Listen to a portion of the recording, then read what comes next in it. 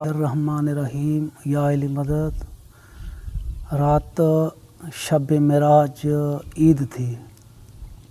کافی علی والوں نے phone message اور کامنٹ کیے کہ آپ حضور پاک کے معراج پہ ویڈیو بنائیں، مگر میں نے نہیں بنائی کیونکہ میں نے یہ ارادہ کیا کہ کل 28 رجب ہے اور مولا حسین کی مدینہ سے روانگی ہے کربلا کی طرف، تو انشاءاللہ کل دونوں نانا نواسا کے معراج پہ اکٹھی ویڈیو بناؤں گا۔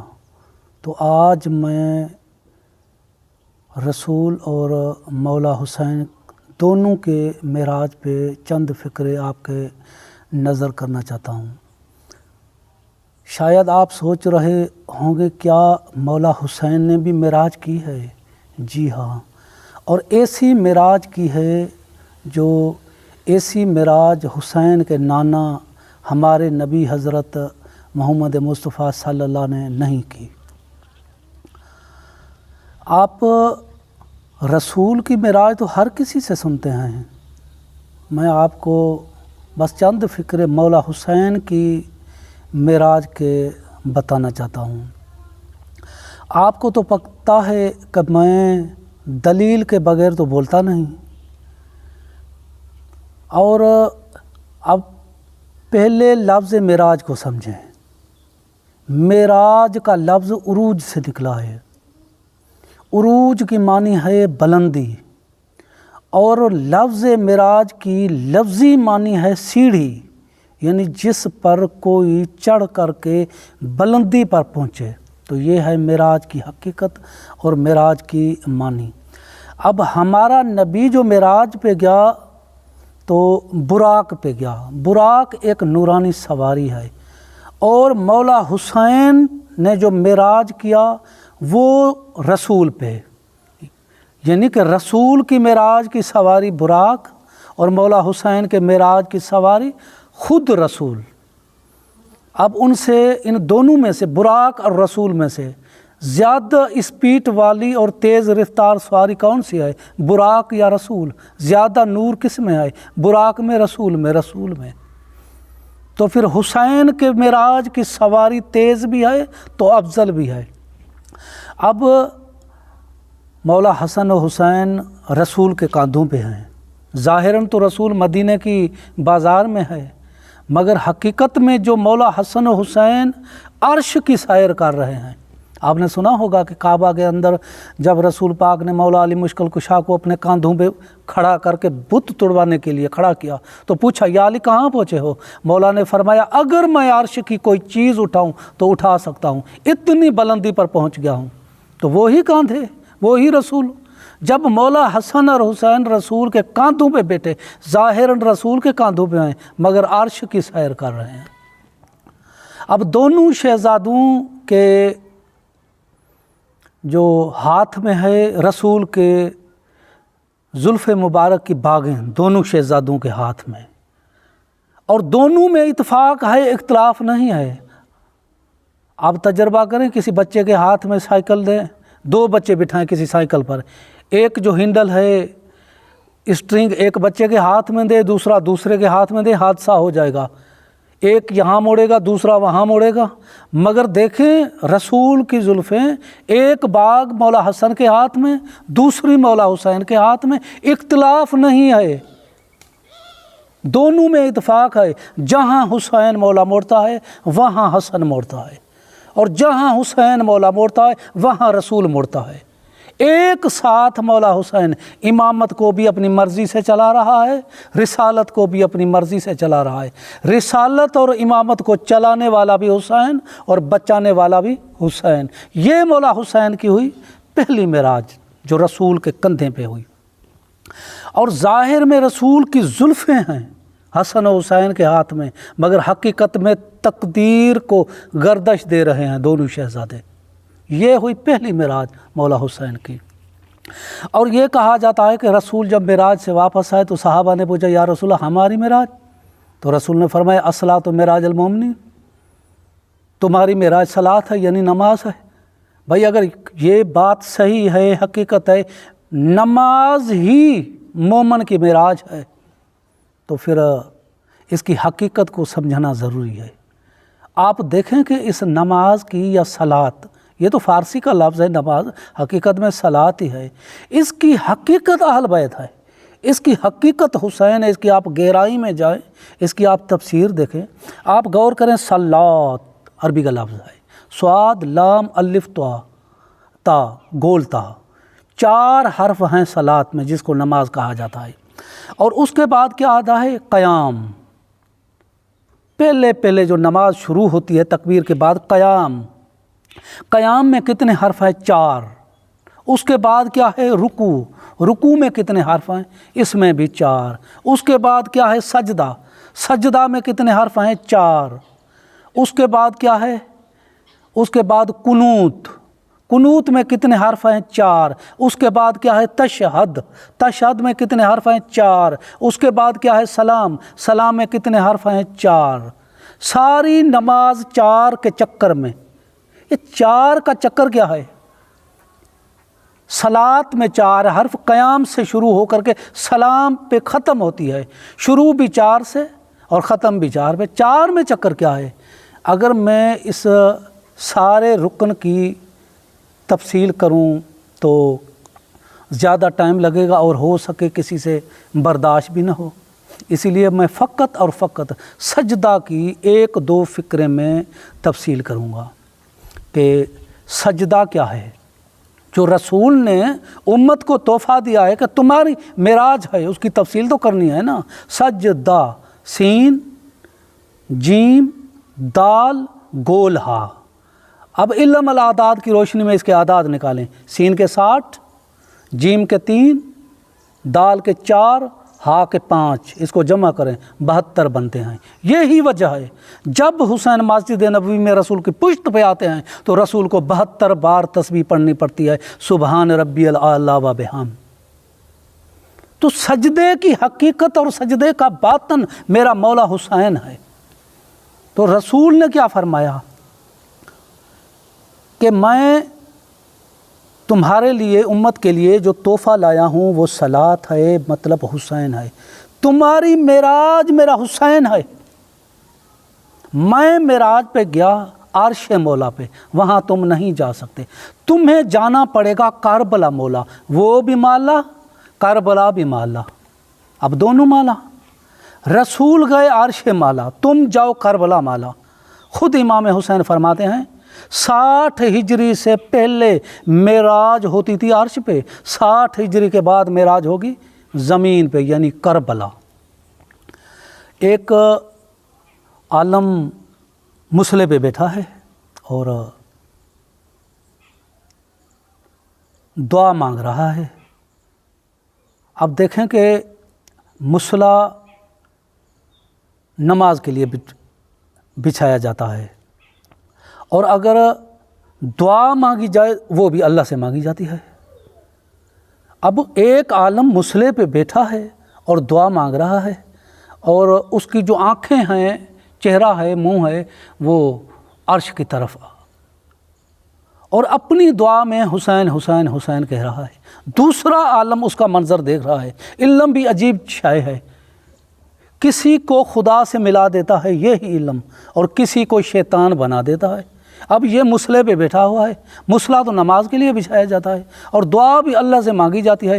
اگر اس کے بعد دیکھا عرش کی طرف جائے پھر تو بات پکی ہے کہ اللہ سے خطاب کر رہا ہے۔ اب مسلح پہ بیٹھا ہے، دعا مانگ رہا ہے، عرش کی جانب اس کی منہ ہے، اور کہہ رہا ہے، زبان سے نکل رہا ہے، یا حسین یا حسین یا حسین۔ جو دوسرا عالم بیٹھا ہے اس نے کہا کہ کس سے خطاب کر رہا ہے، کیا کر رہا ہے؟ اس نے کہا کہ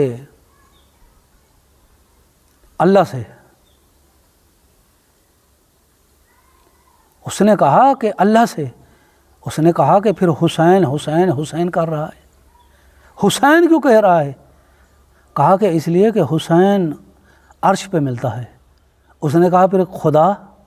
اس نے کہا شب پہ روز عاشوراء کے بعد حسین عرش پہ، اللہ کربلا ملتا ہے۔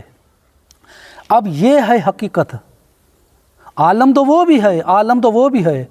اس نے کیا کہا کہ تو حسین حسین کیوں کر رہا ہے عرش کی طرف دیکھ کر کے؟ اس نے کہا کہ حسین ملتا ہی عرش پہ ہے، اور خدا عاشورہ کے بعد کربلا میں ملتا ہے۔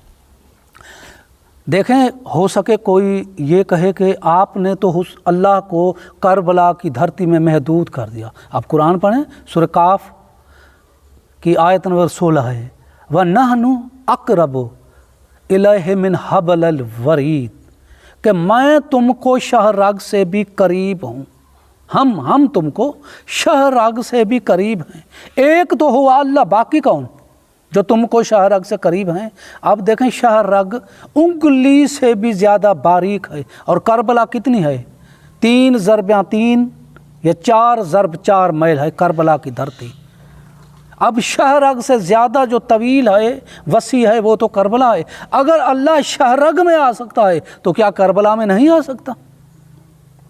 تو اللہ کہتا ہے کہ ہم تم کو شہ رگ سے بھی زیادہ قریب ہیں۔ ایک تو ہوا اللہ، دوسرا کون ہوا؟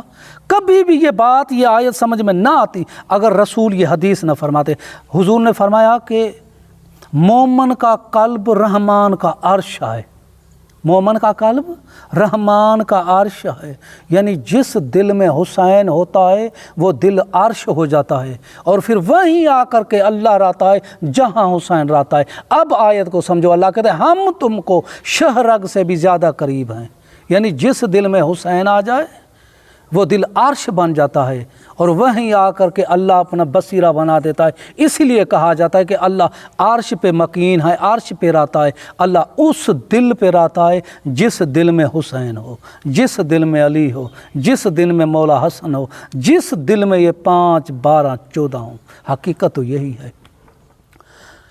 تو خود مولا حسین نے فرمایا کہ میری 2 قبریں ہیں، ایک قبر کربلا، دوسری مومن کی قلب میں، اور اللہ کہاں رہتا ہے؟ اللہ رہتا ہے کربلا۔ رسول وہ ہے جس کو اللہ نے معراج کرایا عرش پہ، اور حسین وہ ہے جس نے اللہ کو معراج کرایا کربلا۔ پھر سنیں، رسول وہ ہے جس کو اللہ نے معراج کرایا عرش پہ، حسین وہ ہے جس نے اللہ کو معراج کرایا کربلا۔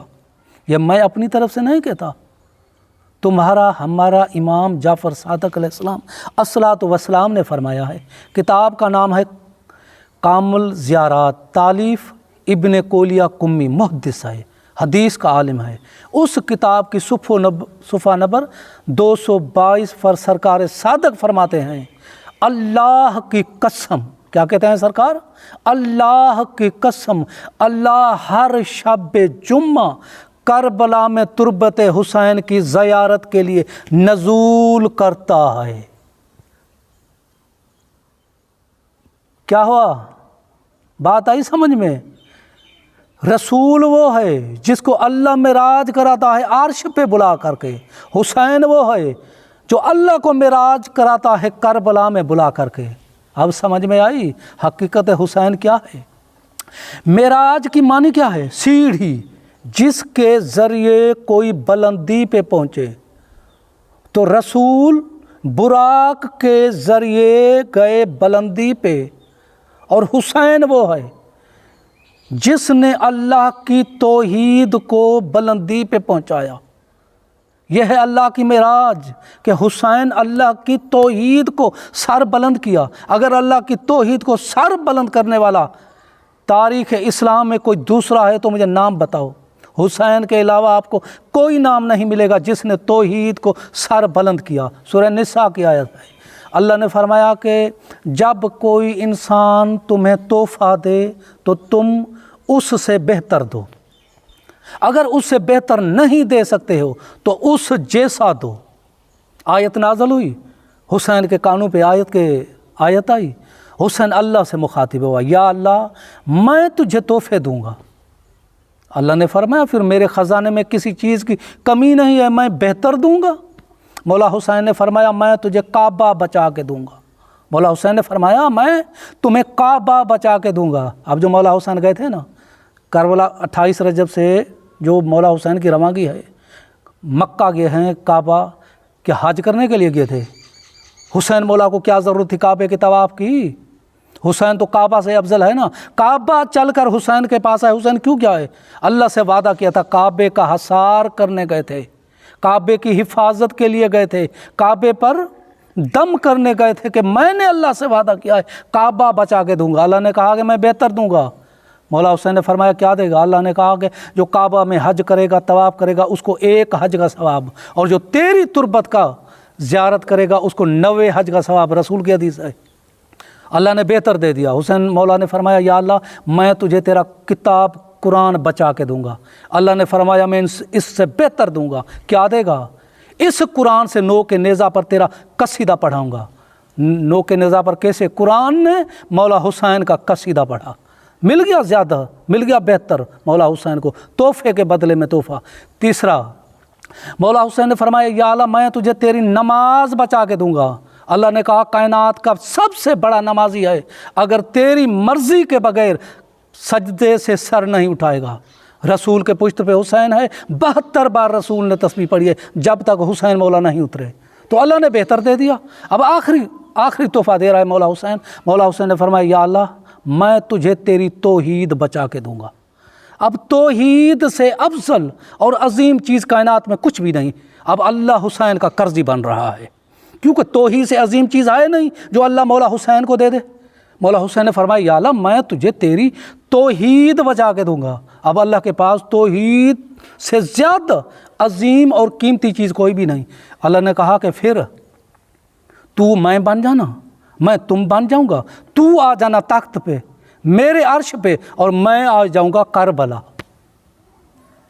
تو اب حسین مولا عرش پہ، وہی عالم کیا کہہ رہا ہے کہ شب عاشورہ کے بعد، عاشورہ کے دن کے بعد اللہ کربلا میں ملتا ہے۔ تو بات ثابت ہوئی۔ اللہ نے کہا کہ تو میں بن جا، میں تم بن جاؤں۔ ہو سکے کوئی کہے کہ مشرک بن رہا ہے، اللہ حسین کیسے بنے گا، حسین اللہ کیسے بنے گا؟ پرواز ملکوت خمینی کی لکھی ہوئی کتاب ہے، اس میں امام جعفر صادق کی حدیث ہے، امام کہتا ہے کبھی ہم وہ بن جاتے ہیں، کبھی وہ ہم بن جاتا ہے۔